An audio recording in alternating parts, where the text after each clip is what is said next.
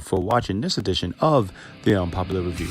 If you like what you're watching, please subscribe to us on our social media on Facebook, Instagram, Twitter, and YouTube at UPRYEPILW.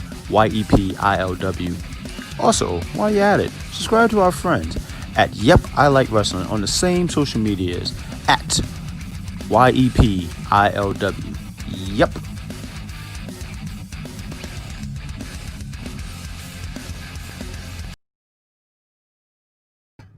Hello, everybody, and welcome to another edition of Unpopular Review Entertainment Edition. I am the executive consultant, and we are joined today by quite a few people here. Let's start out with Luis. Luis, you're looking mighty Wakanda-ish right now. How are you doing? I got a tan. I'm a little darker than you might have noticed me in the movie, but I'm doing well. How are you doing, sir? I'm doing quite well. And, of course, as always, we're joined by Mark Victor Rodriguez. Mark, what's going on?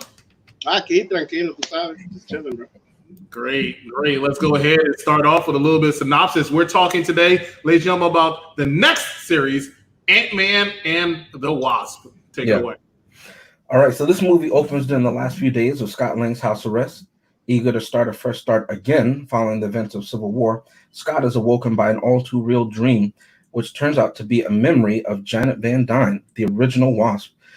Reuniting with Hank Pym and Hope Van Dyne, Scott Lang risks reincarceration to help locate Janet in the quantum realm. Now, complicating matters is the introduction of the mysterious ghost who will stop at nothing to steal the lab and siphon Janet's quantum healing to help her end a lifetime of painful phasing and her impending death. Awesome movie. Awesome movie. I really liked it. I thought it was cool. Yeah, I gave a thumbs up for those who have been following us for a while now to the first Ant-Man, and I really enjoyed this one. I'm not giving away my vote yet, but I really enjoyed this movie. I thought it was a continuation, literally, of the heart and the spirit of the first movie, and they made it bigger, which is what every sequel is supposed to do. Yes. I think you were the one who brought up the point in the last movie that Scott Lang is a lot like Batman in a sense where he's a guy with gadgets that uses his brain and uses his own interior skills in order to help himself in whatever it is that he's doing, which is something that's really cool because you also get to see a little bit of that in this movie. Now, the one thing that I didn't understand, because I don't think they ever got into that in Civil War, was the animosity between them in the beginning of the movie. Because you know how they were talking about how they would speak and they haven't talked to each other in years and blah blah blah. I mean, I figured it was a situation of not being in contact out of protection, but then you could just see the animosity between them. So like you didn't really see any of that in the previous movie. Or wait, but who are you talking about? The animosity between who? Between Scott, Hope, and Dr. Penn. Okay, I follow you. Go ahead. So like you didn't really see, so like that was confusing to me in the beginning. But then at the same time, it would make sense like if you literally had just seen Infinity War and then so then that part of it was confusing too because the plot is after, like, this movie came out in between the Infinity Saga, and it's basically right after, like, the story is right after Civil War. So I think the timeline is a little bit off on that one because this is going to be spoiler alert, okay, for anybody who hasn't seen this movie. The after credits scene of this movie, the first one, it takes place literally 60 seconds before the snap, maybe 90 seconds before the snap of Thanos. I'm talking about Thanos now in Infinity War. So the events of this movie are concurrent with the events of Infinity War. Yeah. Okay. Yeah. Talking about the fight, the battle in Wakanda, talking about reassembling the team, talking about the fight in I think it was in St. Petersburg when Cap returns and he saves Scarlet Witch and Vision.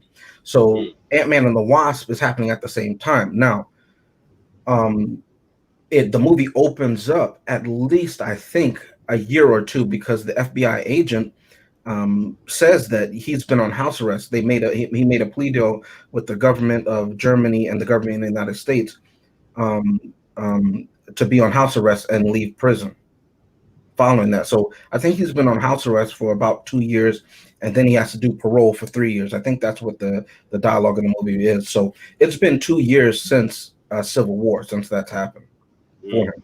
So it's concurrent. Again, it would take place in 2019 as the movie came out, I believe, or 2018 rather, and Civil War came out, what, 2016?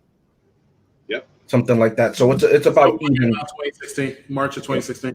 So it's about even with our own timeline. It's in sync with our own timeline like that. But I do agree with you as far as the animosity that you see between Hank Pym and Hope versus Scott Lang. Because remember that even though he's the Ant-Man, we know him as Ant-Man. That's not his suit. He didn't create the suit. No, exactly. He was never given the suit to go to Germany. As he says in the movie, I stole the suit. And because he did that, they just associate and assume that it was Hank Pym or he had something to do with it. So as he says to his wife, Janet, at the end of the film, I lost everything, but I have you. So I'm okay with that. But prior to that, because of what Scott Lang did, that rash reaction, basically he was a fanboy when Captain America, when they said Captain America needs your help, it cost them everything. So he really got off easy, but Hank Pym and his daughter, they really lost it all. You know, it would be equivalent if Tony Stark lost Stark Industries. Basically. I mean, you know, honestly, like, one thing I would love to see is like Tony Stark and Hank Pym build something together, like an Iron Man suit that could grow and shrink. Oh my God! Because, and the reason I say that is because I love the fictional technology in this movie. Oh my God, it was amazing to have little like Hot Wheels cars. Yes. You press a button and all of a sudden it's a big car, and then you pull a lever and you make it small and big, and then the main thing that they're looking for throughout this entire movie, like the main, like, you know, honestly, like there's always an object, whether it's an Infinity Stone or something else, right?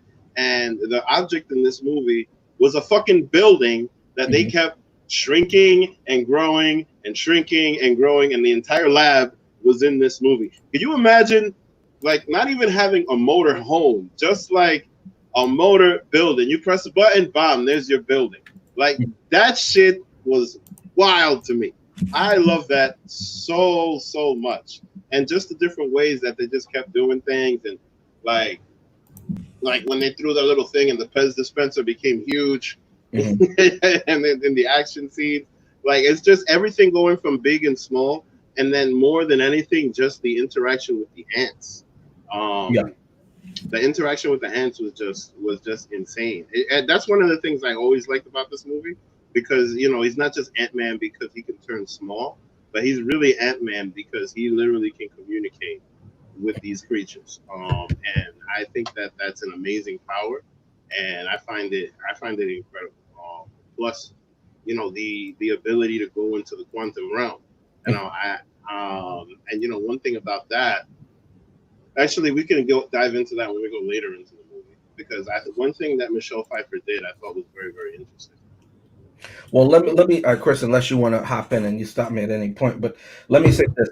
I definitely want to stop you right now because I do have some things to say. First of all, well, let me tell you what you said that was a little crazy to me. You said the ant, that you think that's such an incredible power. I mean, we're living in the world of Superman, and we live in the world of Green Lantern, Flash, and I mean, world I'm talking about, you know, the whole thing. You know, along with Iron Man and Thor, you know, let's give Marvel some credit there. And you wait. I don't think you have any respect for the ant community.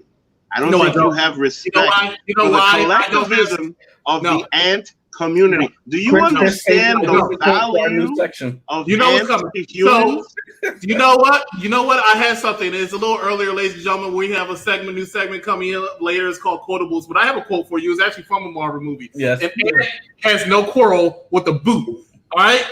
You should have seen that coming. Wait a minute. Okay. What if you step on the ant and the ant goes in between the grooves of your boot and crawls up in your leg and bites you on the ankle? How about that? Nobody cares about some damn ants. They're creepy, they're crawly, they make you squirm crawl. They can't stand it. You want to tell the ants, tell them to leave the planet. I don't understand why you sit here and say it's the best pop. Come on, man. This is one of the weakest. First of all, if all I gotta do. First of all, let me tell you something. Nobody can take him seriously.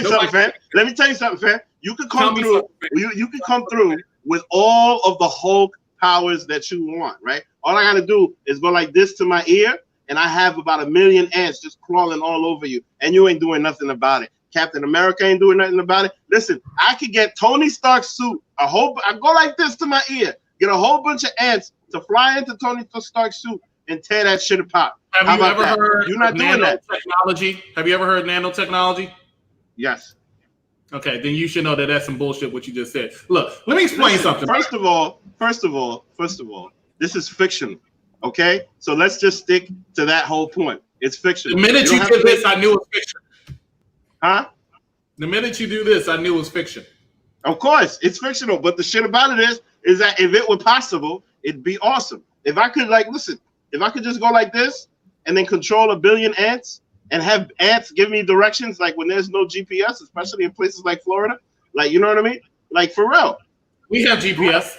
It actually gives us real directions. It doesn't say, hey, your ass better start walking. Look, I don't understand why you keep bringing up New York, Florida beef. We're not going to do that, okay? Your state sucks. My state sucks. My state sucks. My state beat the damn coronavirus. And y'all going back up. No, y'all didn't. No, y'all. Y'all gotten better. Don't act like y'all beat coronavirus, okay, Trump? Look, I don't want to talk about that right now. What I want to talk about is the fact that when it comes to Ant-Man right now, he does not have one of the best powers. He has one of the weakest powers. We'll discuss that. What's going on, Charmaine? We'll discuss that later. I'm sorry to interrupt you, James. This man just said, funny. But this man just said... You hate it right now. You know why? You know what? Because here's the thing. If I could shrink, right, do a wraparound, punch you in the face, go big, and then come back small, and you don't even see me coming, and I know how to do, like, one-handed magic, that's official. Come on now. He got the best. And mind you, he is one of the most comedic characters in the entire MCU. You're right. It's a joke. He's an Avenger. That's what it is. Go ahead, James. Well, listen, I'm gonna agree with both of you, not because I'm trying to split it down the middle, but I'll tell you why. But as far as the most comic of the Avengers, I think it's Falcon.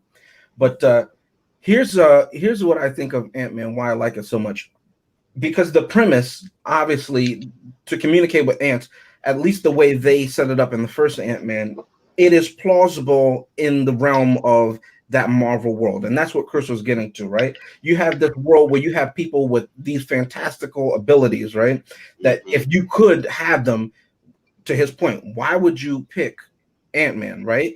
Whereas in the real world, if somebody could shrink themselves or grow giant or communicate with ants, that would be a very useful ability. And what I liked in this movie, not to digress too much from the point that I'm going to go back to what Chris said, is that he uses them to lift, like, and it seems stupid to me, but I just like little nuggets in there. When he's building the quantum tunnel, he's using them to lift heavy things because that's what you would use. If they were larger, they can carry 10 times their weight. He's using them for that. He's using them to keep watch over someone when he goes in the quantum tunnel, so they're not a problem. He uses them to distract people. I like the fact that the movie calls into question, even though we see the ants doing all these things, they are still ants. The seagulls come and they eat them one after the other after the other. That was wild. He can't do anything about it because he needs a ride. So I like that they show that. That said, the introduction of Wasp, and we have to highlight this character. When Hope said in the first movie, I can be Ant-Man, she was not lying. She is a better Ant-Man, and to this one, the titular Wasp, than we've ever seen. She knows what she's doing. She can handle herself. And I love that you see that she's a trained fighter. Scott Lang is not a trained fighter. We don't see that from him, but we do see that from Hope, and I like that the movie showed it. I never once got the impression that she needed saving. I hate when they do that in movies. She didn't come off as weak Nah, and nah, she vulnerable. definitely didn't come off as the She was damsel a in star distress. character. This movie's called Ant-Man and the Wasp. It wasn't just Ant-Man saving the Wasp. No, the Wasp was holding her own. The Wasp wasn't. Hope is intelligent. She was a planner. She knew what she was doing, and she was capable to get the job done. And you could argue she could have done it without Ant-Man, right? But I like the fact that they worked together. I like the fact that she was mad at him, and Scott Hank Pym was mad at him for stealing the suit and putting him in that situation. I like the fact that they realized that this dude is an idiot. Scott Lang says some idiotic things, but he's a good-natured guy, you know. I like the interaction with the ex-con crew, you know, and I thought they were hilarious in this movie. I liked them in the first one. I liked them in that one. So to Chris's point, no, in the world of Marvel, of all the powers that you can get, I would not want Ant-Man's power. But in the real world, which is why I like Ant-Man movies so much, because they're always so insular. You don't have the introduction of the Hulk or some Infinity Stone. It's their story. It seems more like it seems more like something that could be going on in our world, and that's why I like it. Of course, we know. Well, I think it's not true, but it How seems do you do that? more so than someone coming from Asgard or someone inventing, as Chris says, a nanotech suit that can come out through your skin, through your bone marrow. So in the Marvel world, no, I would pick probably an X-Men's power, but in the real world and how this movie is insular, I think Ant-Man does a great job. It's a small localized story. You care about, at least I did. You care about the characters. I love the fact that even though he gets to go on all these adventures and he fanboy out that he got to help Captain America, just like Peter Parker did, got to fight him and everything. He loves being a dad. Yes. That is Yes. his greatest joy. He loves being a dad. And so Yeah, I think he's the greatest father in the MCU, at least. yeah, that's the greatest thing. Shown. And I love that. I disagree. Hawkeye. And then the other thing, like the little girl. I'm not saying that Hawkeye doesn't do it, but I'm saying that only in the scenes that he goes back to his farm, we see that, and that's very true. I said that about Age of Ultron. I said that was the Hawkeye movie. Okay, when he's on the farm, when he's with his family, even the portion that we get during Endgame, and how his character changes when he doesn't have that family, because his family grounds him, and it doesn't make him give in to whatever rage he has that he becomes Ronin, right? So I've always said that about Hawkeye, but I'm saying Scott Lang. Hawkeye becomes Ronin. Hawkeye becomes Ronin. Yeah, it wasn't that his character's name, Ronin. Isn't Ronin the guy in Guardians of the Galaxy? Accuser. It's Ronin, like a samurai without a house. I think that's his character's name when he's tracking down all those people. Scott Lang loves being a dad, and Hawkeye, he loves being a dad. He loves his children. But again, but you don't really see the interaction between to highlight that the way Ant-Man is, the way Ant-Man has. Cassie is a really big character in this movie.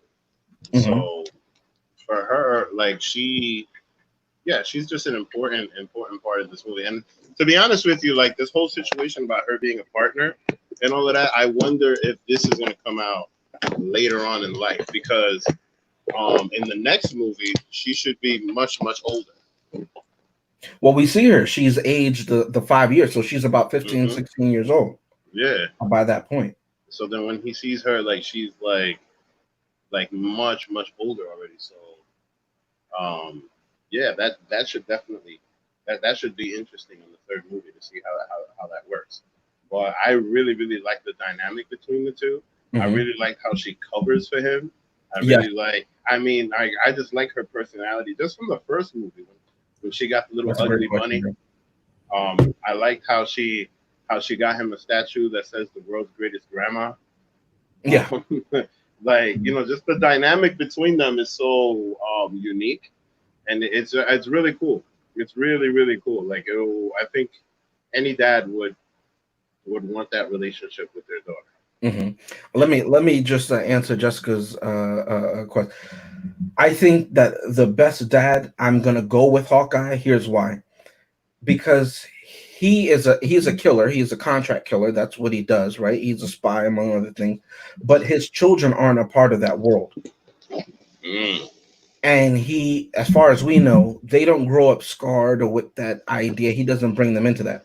And you could say Cassie isn't brought into the world of everything that's going on because it's a lighter fare. You know, he's Ant-Man isn't going around killing people like that, but he literally keeps them separate. And I'm saying, as far as what I would do if I were in that situation, I would more want that for my child. Talking about what Hawkeye does, right? But that doesn't mean that I think Scott Lang is a bad father at all. I think he's a great father, and really I like it because he's been to jail. And he's come back, and then he started a company. You know what I mean? And he's trying. I think his mother's terrible, but I actually like him as a father. And I say she's terrible in the sense of this, that she's constantly nagging him and making him to feel like crap.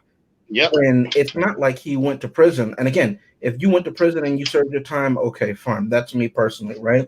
But it's not as if he went because he was some notorious bank robber.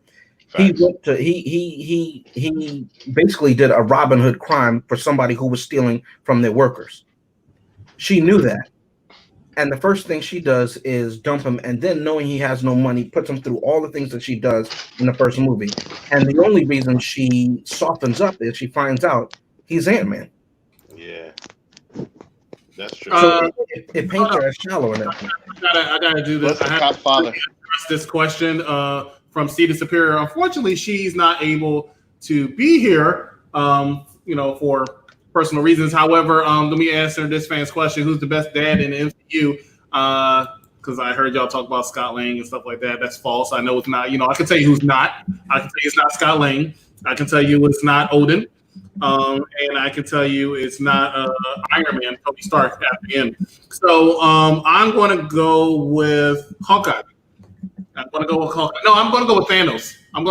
That's what I'm going to go with. He's the best father in the MCU. For obvious reasons, he killed his own daughter. Okay, yeah, great dad. For her, great dad still. For her, he killed her for her. Because wait a minute, when he threw her off that mountain, that was for her own good, right? It hurt him more than it hurt her. He shed a tear. It did. She didn't cry. So maybe you're right, Chris. I think so. All right. So what's up, man? How you doing today? And he also says he's the best father in MCU. Wow, who knew?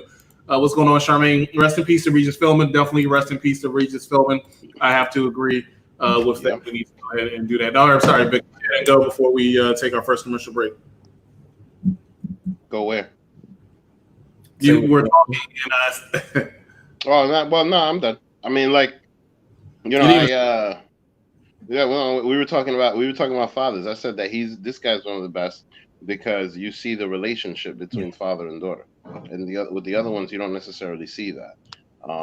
So like I really like the relationship that he has here, and I wonder if Cassie is gonna be, milked in or fit in somehow into the MCU some way, somehow, like Robin. Like Batman turned out to be Robin. And don't do that. Don't do that. I wonder. Don't do she'll that. Be like, she could be like a fire ant. Like Beetle. I think you need to respect Robin a little bit more than that. No, but I'm saying no. There could be a third. Like how like Batman, and then there came when there was Robin, and then there came Nightwing. Sure, I know Batman. And then like I work with Batman. And then Batman's son became Batman is no Robin. Batman. What's up, Michael? No, like Cassie could be like, little ant girl. Something. No. And the closest she's getting to that is that little laptop driving Hot Wheels shrinkage thing that they did at the end of the movie. She's not. No, I don't. That was fire though. How you have a drive-in with a laptop? How you do that? That is fuego. No. And then you're dealing with a moth. Like talk about I hate moths. That was cool. There's no way. That was cool. I'm just saying, like, if I had an ant colony, do you know the kind of farming I would do? I see a hose. I see a hose in your future. Ladies and gentlemen, watching Unpopular Reviews, we're going to be back after this commercial break, and you're going to find out what exactly we are going to discuss and what we're going to talk about on Thursday. We'll be right back, ladies and gentlemen. Stay with us.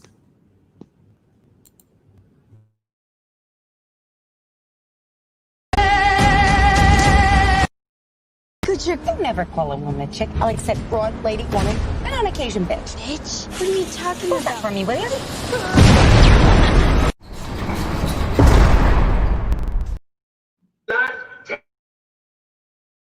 Hey, I'm sorry I took the suit. What in the world was that? Okay. All right, ladies and gentlemen, welcome back to Unpopular Reviews. The executive consultant along with the Mark Victor Rodriguez and Luis here joining us tonight talking about Ant-Man and the Wasp. We're actually got 2 new segments for you all, ladies and gentlemen. In addition, we're just doing big things here in Unpopular Reviews, as you all know. Hopefully you're listening to us on the toilet or in the car. We are definitely now on your Spotify as well as most podcasts out there available. Download us and listen to us. Hopefully, like I said, you're doing it now, as well as being live on Facebook as well as YouTube. So go ahead and give you some nice new material. And the first one we're going to start with is actually quotables when we go around and talk about our different quotes that we had during certain scenes and why we think they were relevant to the movie as well as anything else outside of the movie. And we're going to actually start off with Mr. Mark Victor Rodriguez because I know he's so prepared. Vic, you have any quotes? Well, actually, no. Well, yes. Well, actually, no. Well, yes. Well, no, because to be honest with you, like my favorite parts of this movie. No, my favorite parts of this movie were just when Lewis was telling a story. So well, for example, when this other guy was like, "Oh, so where's Scott Lang?" Well, let me tell you the story. Yeah. Scott Lang is so the T.I. My favorite thing that T.I. said was just like, like you gotta when you you gotta let it run its course. It was something like that. Like when you open a book, you gotta let it run out. Mm-hmm. It was something similar to that T.I. has said about him, because it's true. Like you just gotta let Lewis run once he starts, because that was just wild about him. Like and it's obviously he's one of the favorite characters in the movie. But isn't that awesome? How the hell you roll in a building? Look at that. That's fire. You roll in a building. Oh my God. Anyway, Lewis was one of the most funniest characters in the movie. And a lot of the things that were centered around him and some of the quotes that were centered around him were great. And also the one with the Russian guy when he was talking about the Kokodama. That was pretty interesting because it made me want to. I wonder how real that is. I wonder if that's fictional or if that's part of Russian culture. What was? So What was? The Altoids thing, that was awesome. When he was talking about the Shadow Lady. That's real. That's real. The Kakaduma, whatever it's Baba called. Yaga. Kaka Yaga, yeah. That's real. Yeah. Well, real part of the culture, not real. Yeah. So wait, now what did you guys think of the villain? I'll talk more about the villain when I give my final thoughts, but let's continue on with quotables, and we'll go to Luis here. Luis. That's right. I'm the one. Hello, what's wrong with me? I don't know. I'm the one that the Mark was just talking about.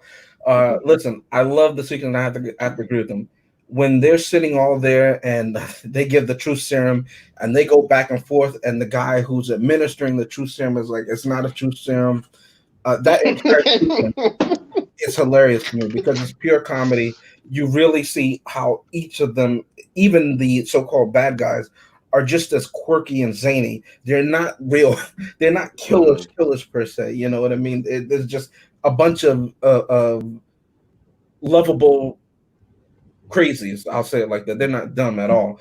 But that sequence when Walton Goggins' character says, "All right, where's Scott Lang?" And he says, "Well, that's what I'm trying to tell you.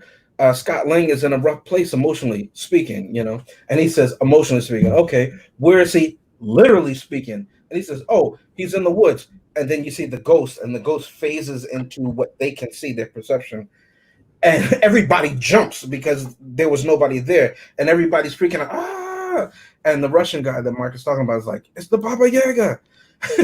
He starts doing some nursery rhyme to get rid of the witch if she comes to you at night, and everybody's freaking out. And they're all spazzed out. That entire sequence, that line of dialogue, it was so back and forth like tennis. I loved it. It was a great part of the movie for me. All right, cool. So let's go ahead and get into my quotable, which I have right here. So here's mine. Here's me. Okay, and I'm actually going to read it. All right. Oh, you know what? I heard stories, and this is actually funny because James is this guy. Oh, you know what? I heard stories like what happened to you, like this crazy, creepy cat who like walks through walls and stuff like a ghost. Like, wow. Really? That was what you had? That was what you had? Because that's what it reminded you of. And of course, that's the character's name. Now, that being said, that was it. That's all I had for this movie. This movie was not really memorable as far as lines, as far as quotes. I mean, James, I give James all the credit in the world. He pulled one out of the ass to get a quote, but he enjoyed it, and I'll give you credit for that. Mark, he had a quote too, but I mean, he was like deer in headlights when I put the camera on. I'm like, where is it? Like, boom, bam. You know, he's like, oh, okay, this is what we're doing now? Yes, that's what we're doing. That's what we were practicing for like 30 minutes before this show came on air, and that's what the two of y'all had. But that's what I have, like a ghost. That was segment one. Now we're going to talk about segment two, quotes, right? Because I'm trying my best for running this thing. But that was segment one. Let's go ahead and segment two. Segment two is called Recasted. We did a little bit of this the other day on Thursday, where we pick a couple characters from the movie and talk about who we think will do a better job. And I'll actually take the lead and go first on this one, since I was so short with the quotables. And actually, I don't have to highlight me for this. My first person that I want to do is Michael Hank Pym. Hank Pym's character, I feel like, could have been recasted as somebody, actually, I think a little bit better. And I'm going to go ahead and put a picture up from that person. I think. The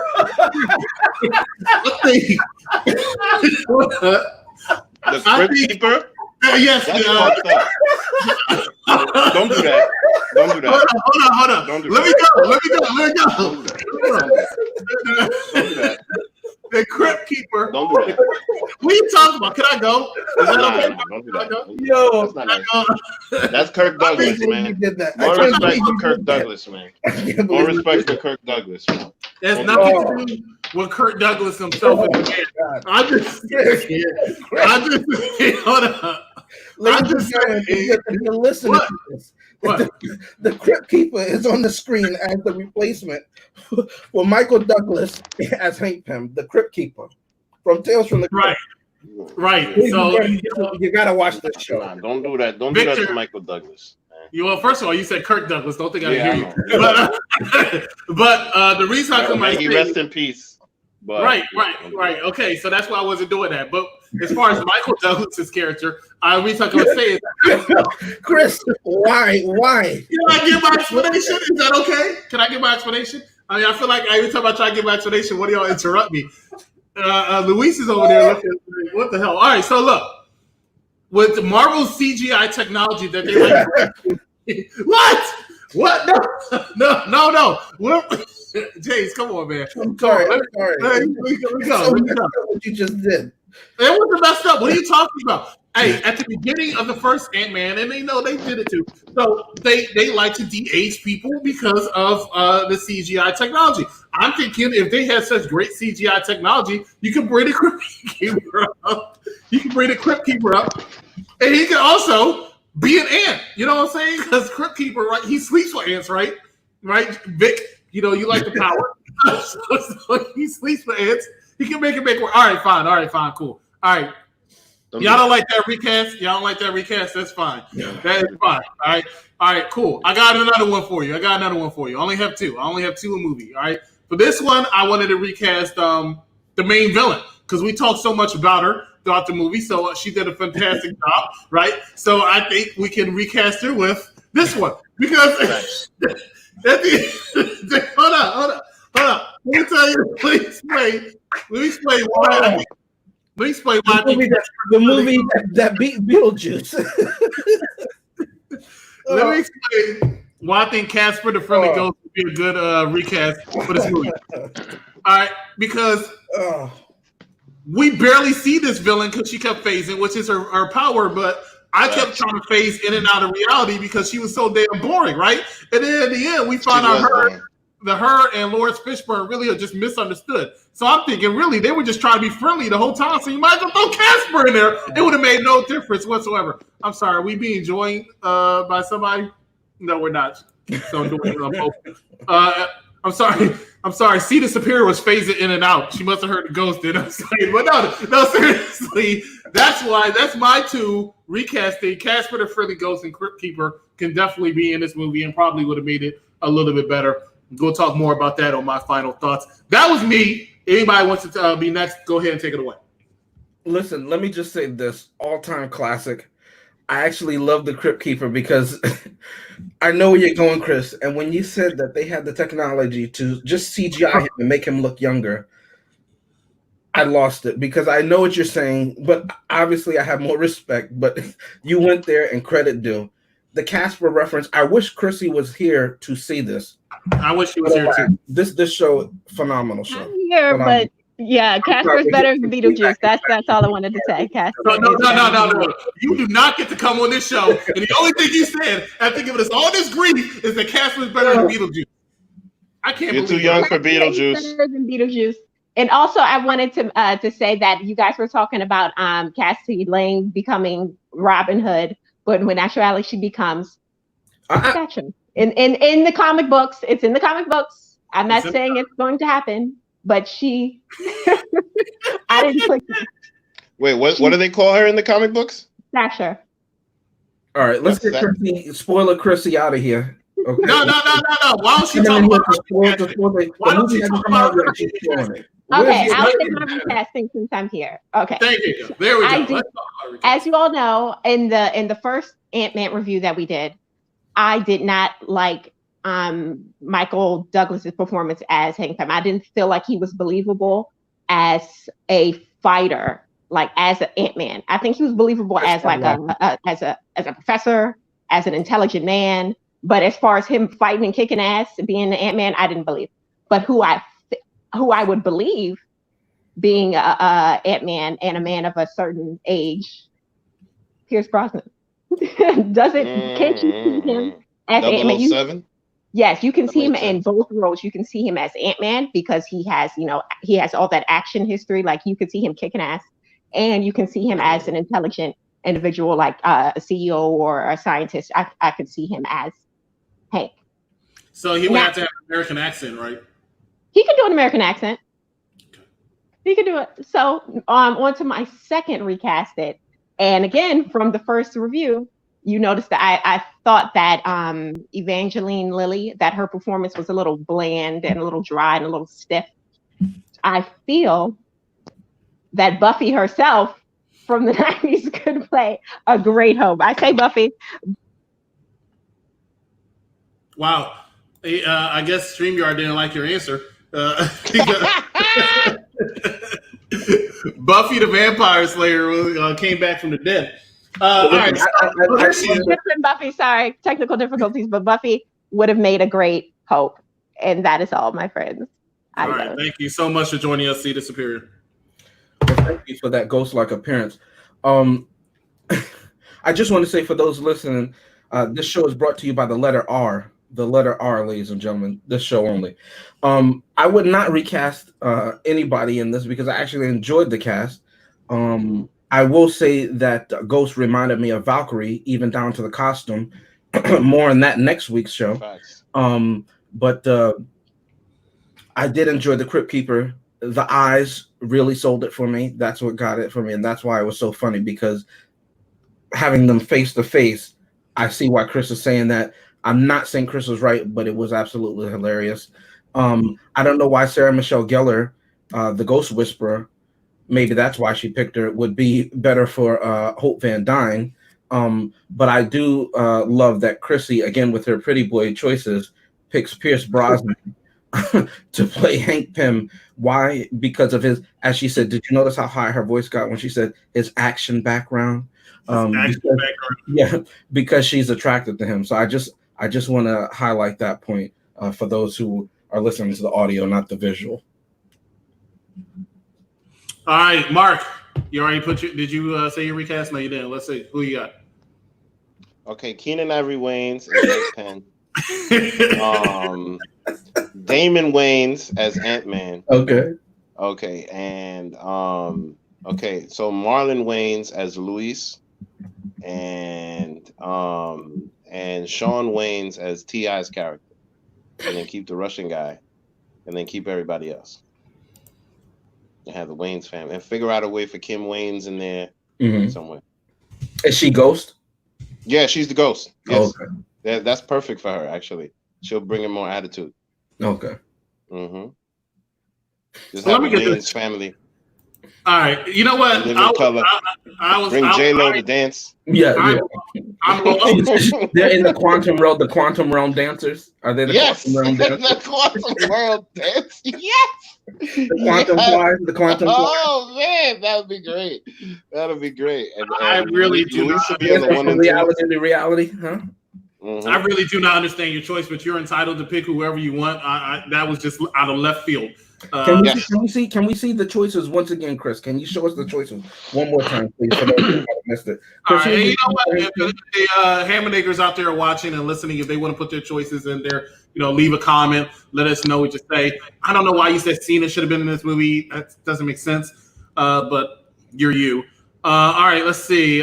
We have Casper the Friendly Ghost. Oh, okay. To take over the Ghost. We have the Crypt Keeper from Tales from the Crypt to take over Michael Douglas's character, not Kirk Douglas. Vic is so disrespectful. And then we have Sarah Michelle Gellar to take Hope Van Dyke's. Dime Dyke. It begins with a D. But so look, let me explain something.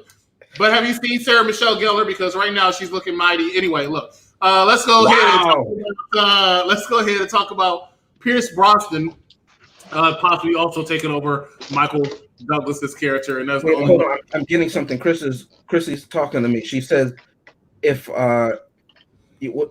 she said if Pierce Brosnan can't do it, then a young Sean Connery can. Is that right? A young Sean Connery. Not the old one, but the young Sean Connery. That's Chrissy. That's the original Bond, James Bond. That's what she's saying. What about Captain? Professor Xavier. I'm sorry. What? Sir Patrick Stewart? Yeah, Patrick Stewart. No, Michael Douglas's character, Hank Pym. No way, no. Too sophisticated. I need him to be some part of when they relaunch X-Men. He needs to be in there somewhere out of respect. That's Facts. What I need. Facts. The other Professor Xavier too. I think Xavier's not. Who are they going to get that can touch Michael Fassbender? No one. That's why it should have stayed in Fox. I mean, I know that's an unpopular opinion. Say it again, please? What about Magneto? Here's the problem. Here's the problem. Since we have a little bit of time, here's the problem in 30 seconds. In the comics, the X-Men, right, are discriminated against because they're mutants, correct? Mm-hmm. But no one has a problem with these other superpowered beings running around all the time until in the comics Civil War, when something happens to a school. I won't say it for the algorithm, right? Mm-hmm. In the movies, why it made so much more sense was because it was a different movie studio, right? Fox owned it, and Marvel had their characters divvied out to different studios, right? So when humans, right, Homo sapiens, hate on the Homo superiors, right? Mm-hmm. It makes sense because there is no Thor, there is no Hulk, there is no Spider-Man, right? So why would you hate these people who were literally born this way, but not hate a super soldier, not hate a gamma irradiated monster? Why would you love these and hate these people? That makes no sense, as I'm quoted to say, right? So that's why, to Chris's point, it makes perfect sense for them to have kept them separated. And when they merge these universes, as they tried to, and we'll get to this spoiler in Spider-Man Far From Home, with the multiverse, the introduction of the multiverse, or through the quantum realm, they're going to go into a murky situation where it's going to be comic book accurate, but the reality won't be as good, in my opinion. I can't disagree with you. I think you hit the nail right on the head. Vic, do you have any things to say before we get to final thoughts? No, I just love the technology in the movie. Okay. All right, we'll be right back. We're going to find out what we are going to discuss this time next week. Stay tuned with us, ladies and gentlemen.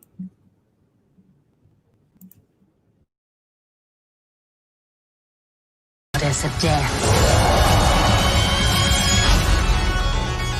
What were you the god of again?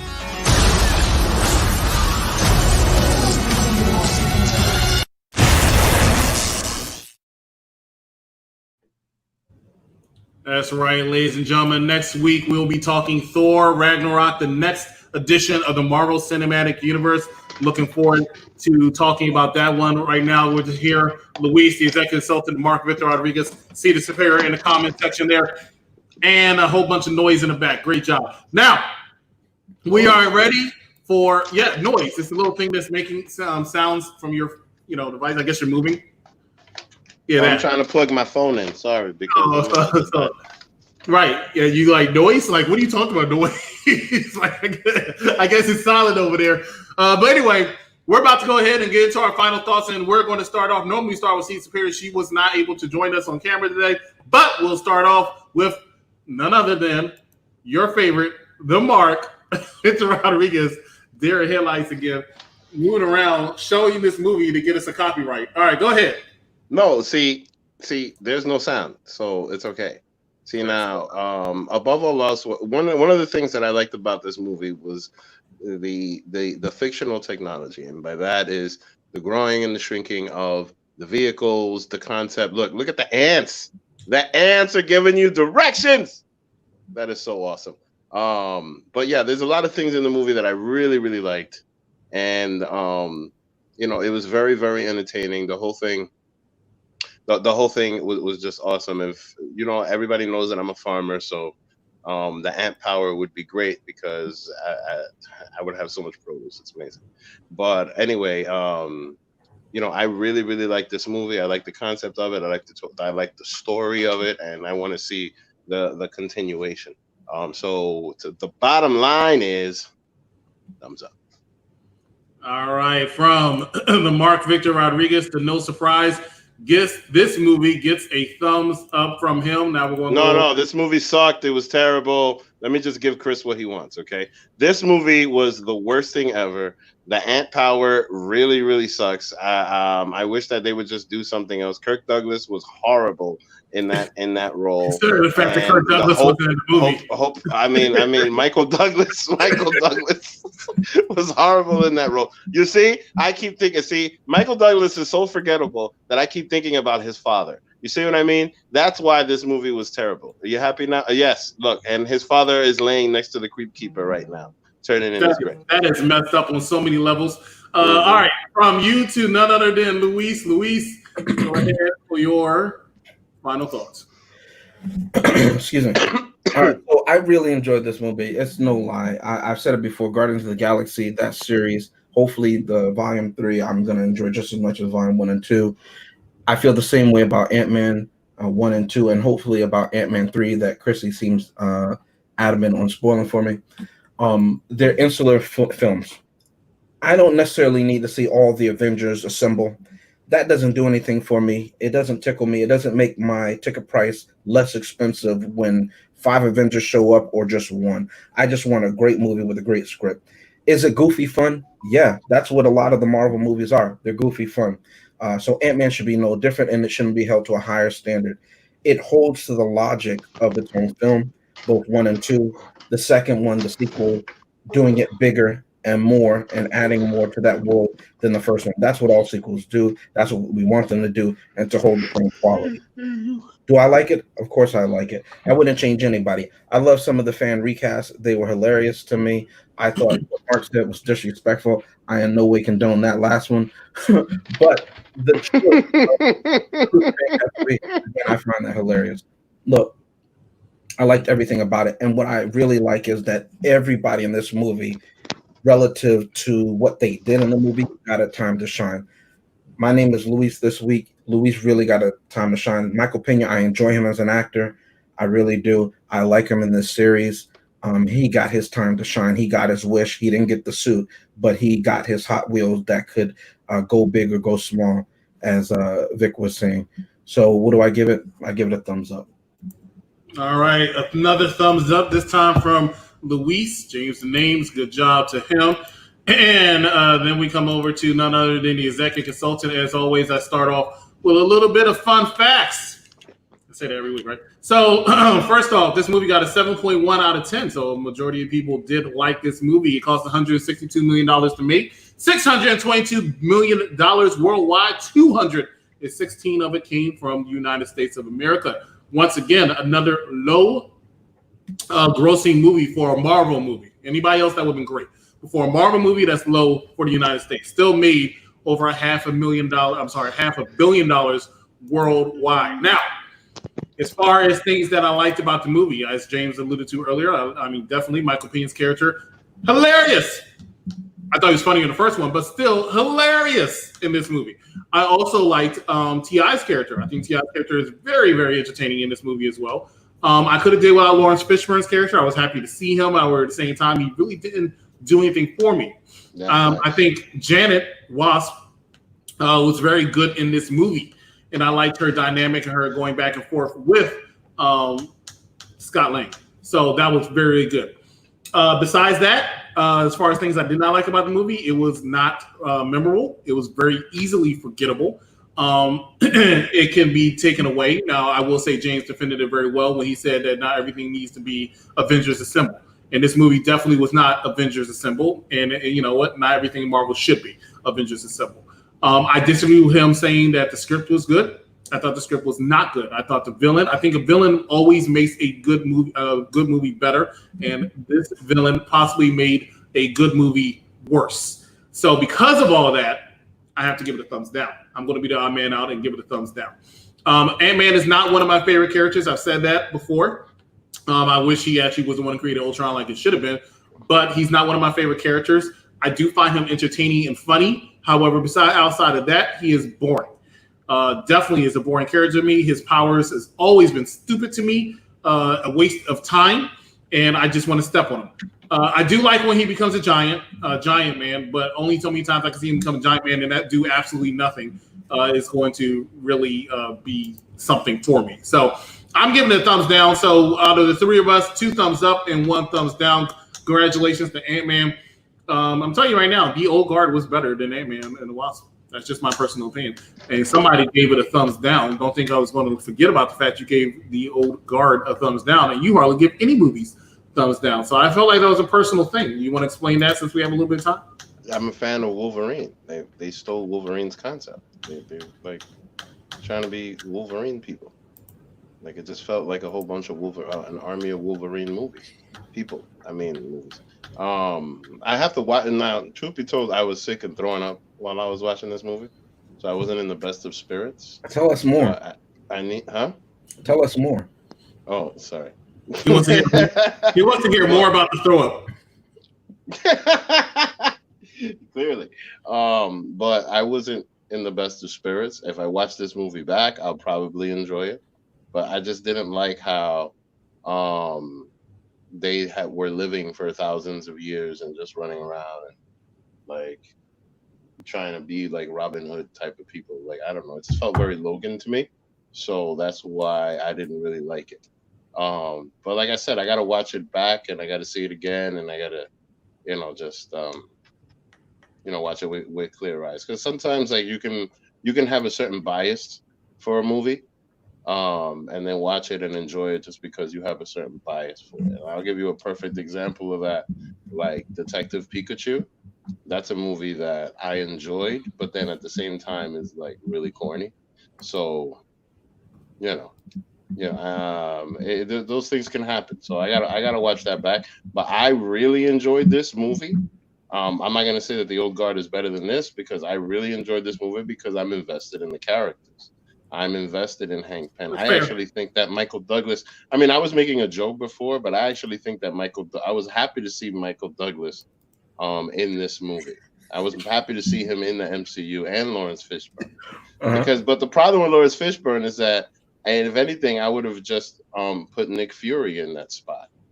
Because I think that Nick Fury would have been perfect for that spot, like trying to help the girl and knowing all about Vic, interesting that you bring Nick Fury. I want to know who would have ran faster, Hank Pym or Nick Fury? Who would have ran faster? You stupid! I want to know. Who would have run? Yo, man, come on, man. Sammy's in his 70s, bro. Like we just seen Sammy in Coming to America, and then we seeing Sammy in this. Like, come on, man. That's why You know I what I'm know. saying? That's why I know. Like, I mean, like, all right, look, look. and Coming to America too. You really think Akeem is gonna be doing all that shit with the sticks that he was doing in part 1? No, he's a king. He's a king. Huh? He's a king. So what? That don't mean nothing. It so does what? mean He's still gonna age. He doesn't do a worker's job. I You see. find this hard to believe? Okay, I understand that. I understand that. But okay, now, but what I'm saying is that you have two 70-year-olds running a race. It's gonna be hard to. That's why I want to know who's gonna win. Chris, who calls Michael Douglas the Crypt Keeper, versus Samuel Jackson, who I call the Slug. Who's gonna win? In a foot race. In a foot race? Yeah, foot race. Well, I gotta give it to Sammy because he's taller. That's what I'm going with Samuel Jackson. I think he's got a little more pep. Yeah. Yeah. Chris, do you go with Crypt Keeper? Y'all both should be ashamed of yourselves. That's all. We should be ashamed. Y'all should be ashamed. I can't tolerate this. I can't tolerate. Laugh. Do we have any audio of the Crypt? Ladies and gentlemen, you've been watching and listening to Unpopular Reviews Entertainment Edition. I am the executive consultant, Chris Harris. Over there is the Mark Victor Rodriguez, as well as Luis, and I apologize for them. But we will see. Please, if you're watching this live, join us later today at 10 o'clock p.m. and I will actually switch studios right quick, for an edition of Unpopular Review Wrestling Edition, where we have a promo battle between Stefan Dubiella and the Limitless One, Will E. And that will be specially guest judged by WWE SmackDown superstar Matt Riddle. Definitely want to tune into that. That's going to be a lot of fun and a great time coming up at 10 p.m. Ladies and gentlemen, Thursday at probably 9 o'clock, it will be Birds of Prey and some Harley Quinzel crap. But we'll talk about that. That's coming up this Thursday. And then, of course, next Saturday, join us for Thor Ragnarok, which was one of the highest grossing MCU movies. So that's going to be interesting to talk about. But once again, for James, Victor, go ahead. Let me just say this. This is for the audience. Seriously. I have never seen Birds of Prey. Okay. This is a new pick coming up. Every week we alternate who gets to pick a movie. So this is something that someone picked, Birds of Prey. I've never seen it. If you've never seen it, or if you have seen it before, by all means, watch it or rewatch it, and then join us Thursday, because I'm very curious what you all think of it, because I'm coming to it fresh. I know nothing about it. I only saw Suicide Squad, so I'm curious if we line up in what we thought of it or our views of the film, in all seriousness, okay? All right. Thank you so much for joining us, and we will see you next time right here on Unpopular Review. Good night, everybody.